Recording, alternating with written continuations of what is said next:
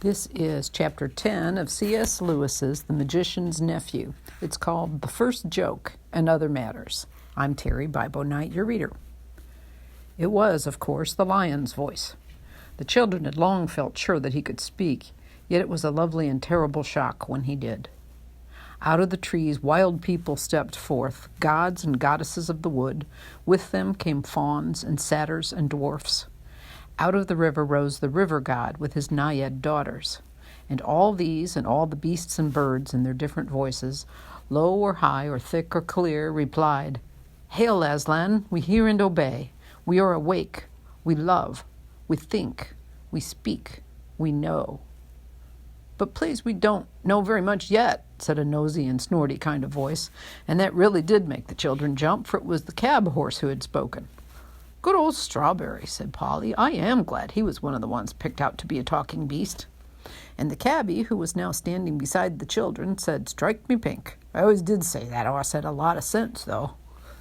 "Creatures, I give you yourselves," said the strong, happy voice of Aslan.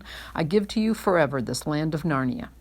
I give you the woods, the fruits, the rivers. I give you the stars, and I give you myself. The dumb beasts who I have not chosen are yours also. Treat them gently and cherish them, but do not go back to their ways, lest you cease to be talking beasts. For out of them you were taken, and into them you can return. Do not so."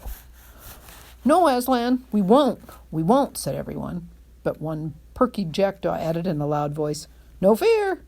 And everyone else had finished just before he said it, so that his words came out quite clear in a dead silence. And perhaps you found out how awful that can be, like at a party.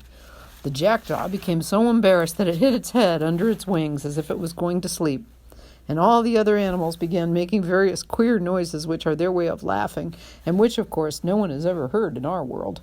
They tried at first to repress it, but Aslan said, "Laugh and fear not, creatures. Now that you are no longer dumb and witless, you need not always be grave, for jokes as well as justice come in with speech." So they all let themselves go, and there was such merriment that the jackdaw himself plucked up courage again and perched on the cab horse's head, between its ears, clapping its wings, and said, "Aslan, Aslan, have I made the first joke? Will everyone always be told how I made the first joke?" "No, little friend," said the lion, "you have not made the first joke. You have only been the first joke." Then everyone laughed more than ever, but the jackdaw didn't mind, and laughed just as loud till the horse shook its head and the jackdaw lost its balance and fell off, but remembering its wings, they were still new to it, before it touched the ground. "And now," said Aslan, "Narnia is established. We must next take thought for keeping it safe. I will call some of you to my council. Come hither to me, you the chief dwarf, and you the river god, and you Oak and the he-owl, and both the ravens and the bull-elephant. We must talk together, for though the world is not 5 hours old, an evil has already entered it." The creatures he had named came forward, and he turned away eastward with them. The others all began talking, saying things like, "What? What did he say entered the world? An evil? What's an evil? No, he didn't say an evil. He said a weevil. Well, what's that?" "Look here," said Digory to Polly. "I've got to go after him. Aslan, I mean, the lion. I must speak to him." "Do you think we can?" said Polly. "I wouldn't dare." "I've got to," said Digory. "It's about Mother. If anyone could give me something that would do her good, it would be him." "I'll come along with you," said the cabbie. "I like the looks of him. I don't reckon these other beasts will go for us, and I want a word with old Strawberry." So all three of them stepped out boldly, or as boldly as they could, toward the assembly of animals. The creatures were so busy talking to one another and making friends that they didn't notice the three humans until they were very close, nor did they hear Uncle Andrew, who was standing trembling in his buttoned boots a good way off and shouting, but by no means at the top of his voice, "Digory, come back. Come back at once when you're told. I forbid you to go a step further." When at last they were right in among the animals all stopped talking and stared at them. "Well," said the he-beaver at last, "what in the name of Aslan are these?" "Please," began Digory in a rather breathless voice, when a rabbit said, "They're kind of a large lettuce, that's my belief." "No, we're not. Honestly, we're not," said Polly hastily. "We are not at all nice to eat." "There," said the moles. "We can talk. Who ever heard of a talking lettuce?" "Perhaps the second joke," suggested the jackdaw. A panther, which had been washing its face, stopped for a moment to say, Well, if they are, they're nothing like so good as the first one. At least I don't see anything very funny about them. It yawned and went on with its wash. Oh, please, said Digory, I'm in such a hurry. I want to see the lion. All this time the cabbie had been trying to catch Strawberry's eye. Now he did. Now, Strawberry, old boy, he said, you know me. You ain't going to stand there and say as you don't know me. What's the thing talking about, horse? Said several voices. Well, said Strawberry very slowly, I don't exactly know. I think most of us don't know much about anything yet, but I've a sort of idea. I've seen a thing like this before. I've a feeling I lived somewhere else, or was something else, before Aslan woke us all up a few minutes ago. It's all very muddled, like a dream. But there were things like these three in the dream. What? Said the cabbie. Not know me? Me what used to bring you a hot mash of an evening when you was out of sorts? Me what rubbed you down proper? Me what never forgot to put your cloth on you if you were standing in the cold? I wouldn't have thought it of you, Strawberry. It does begin to come back, said the horse thoughtfully. Yes. Let me think now. Let me think. Yes, you used to tie a horrid black thing behind me and then hit me to make me run. And however fast I ran, this black thing would always be coming rattle behind me. We had our living to earn, see, said the cabbie, yours the same as mine, and if there hadn't been no work and no whip, there'd have been no stable, no hay, no mash, and no oats. For you did get a taste of oats when I could afford 'em, which no one can deny. Oats? Said the horse, pricking up his ears. Yes, I remember something about that. Yes, I remember more and more. You were always sitting up somewhere behind, and I was always running in front, pulling you in the black thing. I know I did all the work. Summer, I grant you, said the cabbie, or work for you and a cool seat for me. But what about winter, old boy, when you was keeping yourself warm and I was sitting up there with my feet like ice and my nose fair pinched off me with the wind and my hands set numb I could hardly hold the reins? It was a hard, cruel country, said Strawberry. There was no grass, all hard stones. Too true, mate, too true, said the cabbie. A hard world it was. I always did say those paving stones weren't fair on any horse. That's London, that is. I didn't like it no more than what you did. You were a country hoss and I was a country man. Used to sing in the choir, I did, down at home. But there wasn't a living for me there. Oh, please, please, said Digory, could we get on? The lion's getting further and further away, and I do want to speak to him so dreadfully badly. Look here, Strawberry, said the cabbie. This young gentleman has something on his mind that he wants to talk to the lion about. Him you call Aslan. Suppose you was to let him ride on your back, which he'd take very kindly, and trot him over to where the lion is, and me and the little girl will be following along. Ride? Says Strawberry. Oh, I remember now. That means sitting on my back.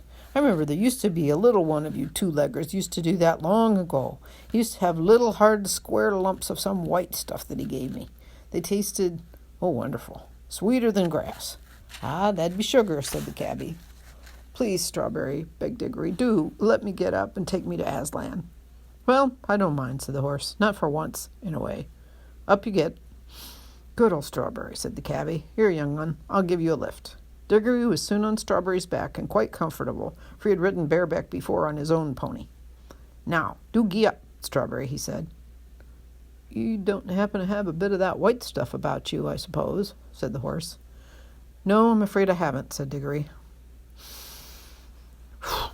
Well, it can't be helped, said Strawberry, and off they went. At that moment, a large bulldog, who had been sniffing and staring very hard, said, Look, isn't there another of these queer creatures over there, beside the river under the trees? Then all the animals looked and saw Uncle Andrew standing very still among the rhododendrons and hoping he wouldn't be noticed. Come on, said several voices, let's go and find out. So while Strawberry was briskly trotting away with Digory in one direction, and Polly and the cabbie were following on foot, most of the creatures rushed toward Uncle Andrew with roars, barks, grunts, and various noises of cheerful interest. We must now go back a bit and explain what the whole scene had looked like from Uncle Andrew's point of view. It has not made at all the same impression on him as on the cabbie and the children. For what you see and hear depends a good deal on where you are standing. It also depends on what sort of person you are. Ever since the animals had first appeared, Uncle Andrew had been shrinking further and further back into the thicket. He watched them very hard, of course, but he wasn't really interested in seeing what they were doing, only in seeing whether they were going to make a rush at him. Like the witch, he was dreadfully practical. He simply didn't notice that Aslan was choosing one pair out of every kind of beasts. All he saw, or thought he saw, was a lot of dangerous wild animals walking vaguely about, and he kept on wondering why the other animals didn't run away from the big lion. When the great moment came and the beast spoke, he missed the whole point, for a rather interesting reason. When the lion had first begun singing long ago, when it was still quite dark, he had realized that the noise was a song, and he had disliked the song very much. It made him think and feel things he did not want to think and feel. Then when the sun rose and he saw that the singer was a lion, only a lion, as he said to himself, he tried his hardest to make himself believe that it wasn't singing and never had been singing, only roaring as any lion might in the zoo in our own world. Of course, it can't really have been singing, he thought. I must have imagined it. I've been letting my nerves get out of order. Who ever heard of a lion singing? And the longer and more beautifully the lion sang, the harder Uncle Andrew tried to make himself believe that he could hear nothing but roaring. Now, the trouble about trying to make yourself stupider than you really are is that you very often succeed. Uncle Andrew did. He soon did hear nothing but roaring in Aslan's song. Soon he couldn't have heard anything else, even if he had wanted to. And when at last the lion spoke and said, "Narnia, awake," he didn't hear any words. He heard only a snarl. And when the beast spoke in answer, he heard only barkings, growlings, bayings, and howlings. And when they laughed, well, you can imagine. That was worse for Uncle Andrew than anything that had happened yet. Such a horrid, bloodthirsty din of hungry and angry animal brutes he had never heard in his life.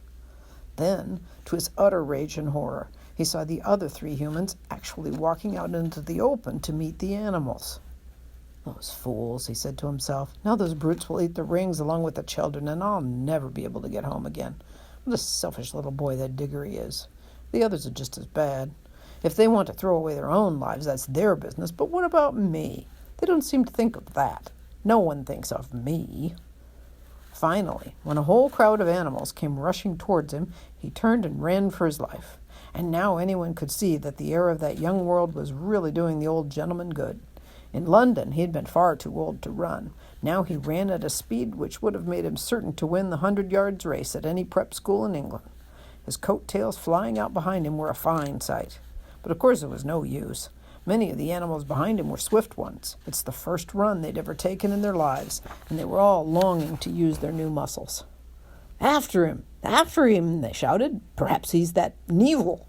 Tally-ho! Tentivy! Cut him off! Round him up! Keep it up! Hooray!" In a very few minutes, some of them got ahead of him. They lined up in a row and barred his way. Others hemmed him in from behind. Wherever he looked, he saw terrors. Antlers of great elks and the huge face of an elephant towered over him. Heavy, serious-minded bears and boars grunted behind him. Cool-looking leopards and panthers with sarcastic faces, as he thought, stared at him and waved their tails. What struck him most of all was the number of open mouths. The animals had really opened their mouths to pant. He thought they had opened their mouths to eat him. Uncle Andrew stood trembling and swaying this way and that. He had never liked animals at the best of times, being usually rather afraid of them, and of course years of doing cruel experiments on animals had made him hate and fear them far more. "Now, sir," said the bulldog in his businesslike way, "are you animal, vegetable, or mineral?" That was what it really said, but all Uncle Andrew heard was "growl." And that's the end of Chapter 10. This is Chapter 11 of C.S. Lewis's The Magician's Nephew. It's called Digory and His Uncle Are Both in Trouble. And I'm Terry Bible Knight, your reader. You may think the animals were very stupid not to see at once that Uncle Andrew was the same kind of creature as the 2 children in the cabbie. But you must remember that the animals knew nothing about clothes. They thought that Polly's frock and Digory's Norfolk suit and the cabbie's bowler hat were as much parts of them as their own fur and feathers. They wouldn't have known even that these 3 were all of the same kind if they hadn't spoken to them and if Strawberry had not seemed to think so. And Uncle Andrew was a great deal taller than the children and a good deal thinner than the cabbie. He was all in black except for his white waistcoat, not very white by now, and the great gray mop of hair, now very wild indeed, didn't look to them anything like they had seen in the 3 other humans. So it was only natural that they should be puzzled. Worst of all, he didn't seem to be able to talk. He had tried to. When the bulldog spoke to him, or rather, as he thought, first snarled and then growled at him, he held out his shaking hand and gasped, "Good doggy, then, poor old fellow." But the beast could not understand him any more than he could understand them. They didn't hear any words, only a vague sizzling noise. Perhaps it was just as well they didn't, for no dog that I ever knew, least of all a talking dog of Narnia, likes being called a good doggy any more than you would like being called my little man. Then Uncle Andrew dropped down in a dead faint. "There," said a warthog. "It's only a tree. I always thought so." Remember, they had never yet seen a faint or even a fall. The bulldog, who'd been sniffing Uncle Andrew all over, raised its head and said, "It's an animal, certainly an animal, and probably the same kind as those other ones."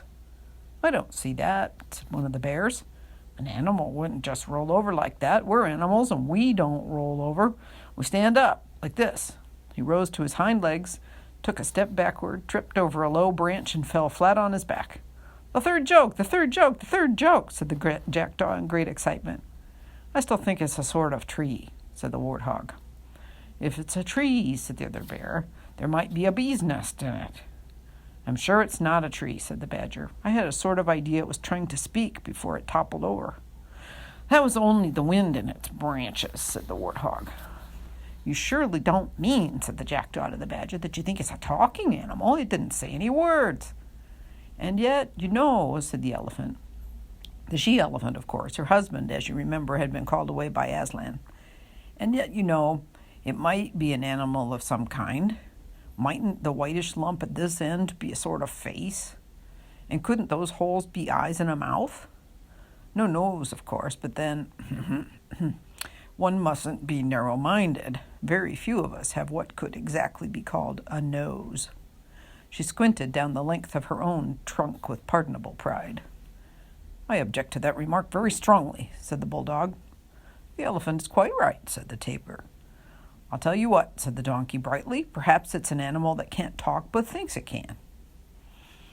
"Can it be made to stand up?" said the elephant thoughtfully.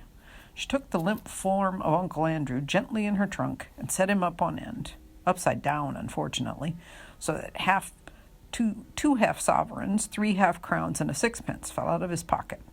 But it was no use. Uncle Andrew merely collapsed again. "There," said several voices. "It isn't an animal at all. It's not alive." "I tell you it is an animal," said the bulldog. "Smell it for yourself." "Smelling isn't everything," said the elephant. "Why," said the bulldog, "if a fellow can't trust his nose, what is he to trust?" "Well, his brains, perhaps," she replied mildly. "I object to that remark very strongly," said the bulldog. "Well, we must do something about it," said the elephant, "because it may be the Nevil, and it must be shown to Aslan. What do most of us think? Is it an animal or something of the tree kind?" "Tree, tree," said a dozen voices. "Very well," said the elephant. "Then, if it's a tree, it wants to be planted. We must dig a hole." The 2 moles settled that part of the business pretty quickly. There was some dispute as to which way up Uncle Andrew ought to be put into the hole, and he had a very narrow escape from being put in head foremost. Several animals said his legs must be his branches, and therefore the gray fluffy thing, they meant his head, must be his root. But then others said the forked end of him was the muddier, and that it spread out more as roots ought to do. So finally he was planted right way up. When they had patted down the earth, it came up above his knees. "It looks dreadfully withered," said the donkey. "Of course, it wants some watering," said the elephant. "I think I might say," meaning, no offense to anyone present, "that perhaps for that sort of work, my kind of nose—" "I object to that remark very strongly," said the bulldog. But the elephant walked quietly to the river, filled her trunk with water, and came back to attend to Uncle Andrew.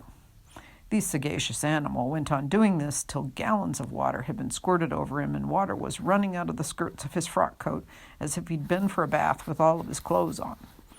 In the end, it revived him. He awoke from his faint. What a waking it was!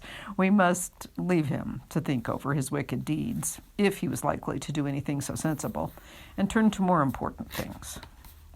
Strawberry trotted on with Digory until the noise of the other animals died away, and now the little group of Aslan and his chosen counselors was quite close. Digory knew that he couldn't possibly break in on so solemn a meeting, but there was no need to do so. At a word from Aslan, the he-elephant, the ravens, and all the rest of them drew aside. Digory slipped off the horse and found himself face to face with Aslan. And Aslan was bigger and more beautiful and more brightly golden and more terrible than he had thought. He dared not look into the great eyes. "Please, Mr. Lion, Aslan, sir," said Digory, will you give me some magic fruit of this country to make Mother well?" He had been desperately hoping that the lion would say yes. He'd been horribly afraid it might say no, but he was taken aback when it did neither. "This is the boy," said Aslan, looking not at Digory but at his counselors. "This is the boy who did it." "Oh dear," thought Digory, "what have I done now?" "Son of Adam," said the lion, "there is an evil witch abroad in my new land of Narnia. Tell these good beasts how she came here." A dozen different things that he might say flashed through Digory's mind, but he had the sense to say nothing except the exact truth. "I brought her, Aslan," he said in a low voice. "For what purpose?" "I wanted to get her out of my own world back into her own. I thought I was taking her back to her own place." "How came she to be in your world, son of Adam?" By magic." The lion said nothing, and Digory knew that he had not told enough. "It was my uncle, Aslan," he said. "He sent us out of our own world by magic rings. At least I had to go, because he sent Polly first. And then we met the witch in a place called Charn, and she just held on to us when—" "You met the witch?" said Aslan, in a low voice which had the threat of a growl in it. "She woke up," said Digory wretchedly, and then, turning very white, I woke her, because I wanted to know what would happen if I struck a bell. Polly didn't want to. It wasn't her fault. I fought her. I know I shouldn't have. I think I was a bit enchanted by the writing under the bell." "Do you?" asked Aslan, still speaking very low and deep. "No," said Digory. "I see now I wasn't. I was only pretending." There was a long pause, and Digory was thinking all the time, "I've spoiled everything. There's no chance of getting anything from Mother now." When the lion spoke again, it was not to Digory. "You see, friends," he said, "that before the new clean world I gave you was 7 hours old, a force of evil has already entered it, waked and brought hither by this son of Adam. The beasts, even Strawberry, all turned their eyes on Digory till he wished the ground would swallow him up. But do not be cast down," said Aslan, still speaking to the beasts. "Evil will come of that evil, but it is still a long way off, and I will see to it that the worst falls upon myself. In the meantime, let us take such order that for many 100 years yet this shall be a merry land and a merry world.